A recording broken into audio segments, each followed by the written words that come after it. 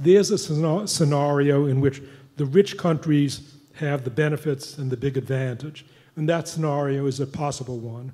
But there's another scenario which is quite possible. I would say the chances are 49% that the scenario that I'm about to tell you will happen. And that is that suppose we don't get onto a sustainable economy in the next several decades, we failed, and we're no longer able to support a first world society.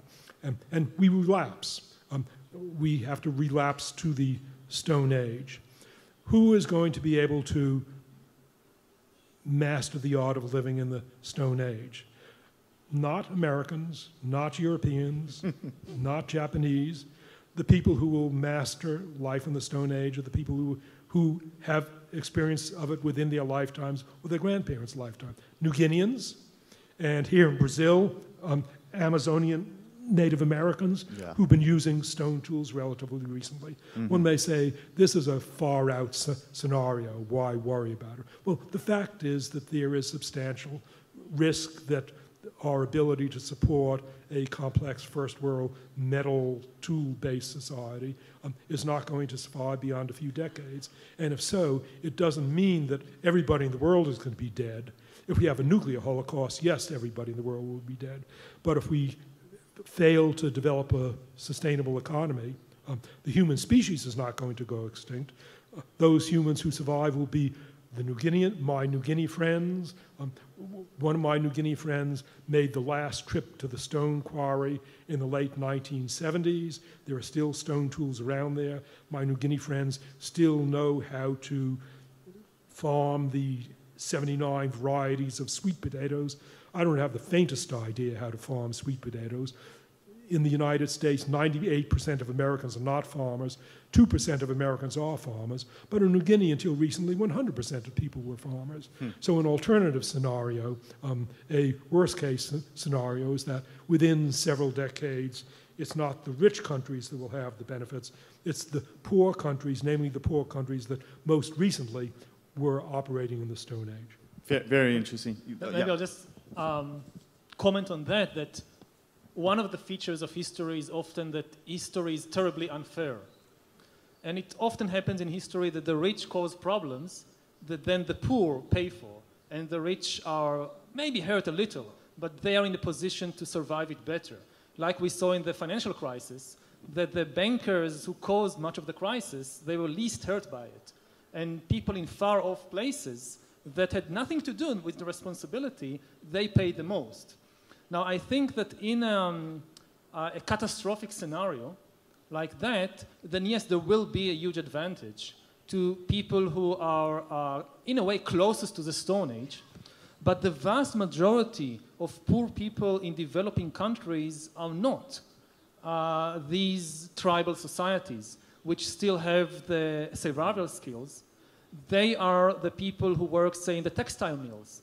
And they never farmed. They don't know how to produce textile. They don't know how to produce stone tool. They know how to drive 2 hours in a bus to some polluted factory and work there for 10, 12 hours and then take the bus back home.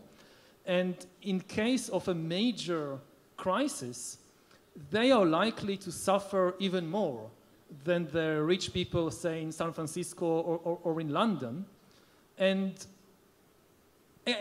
except in the case of a really extreme, like nuclear war, one frightening scenario, one problem, is that a major crisis will only accelerate dangerous technological developments, like we saw in the 2 world wars, that as long as things are relatively calm, people don't like to take risks with extreme technologies.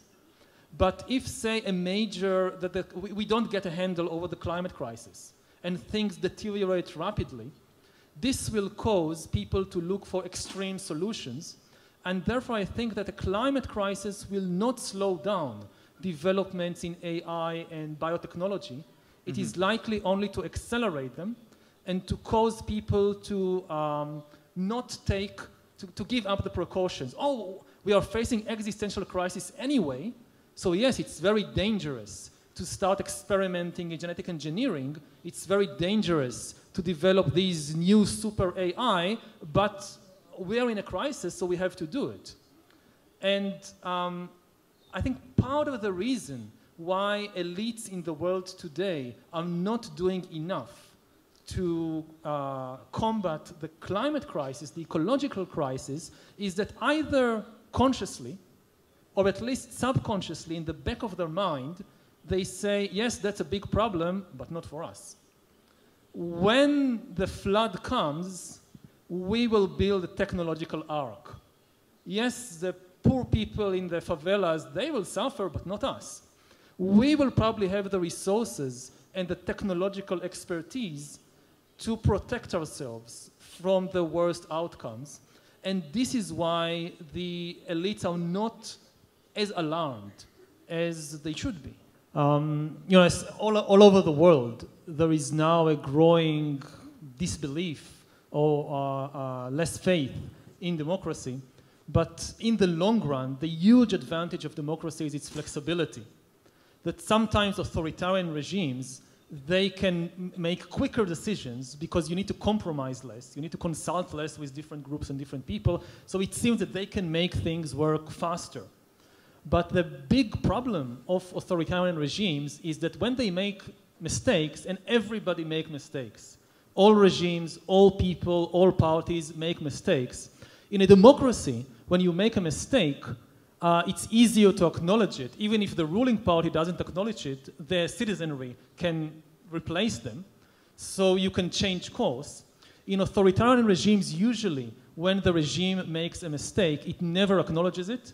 It blames it, either on enemies outside or traitors within.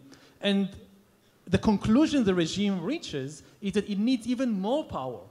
Because yes, we promised wonderful things, we didn't accomplish them, not because we made a mistake, but because there was traitors and enemies. So the solution is to give us even more power.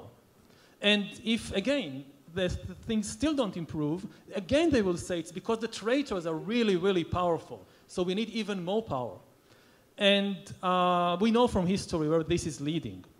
So no matter what the difficulties are, it's very important to remember this crucial advantage of democracy, that it is better in acknowledging its mistakes and trying something else.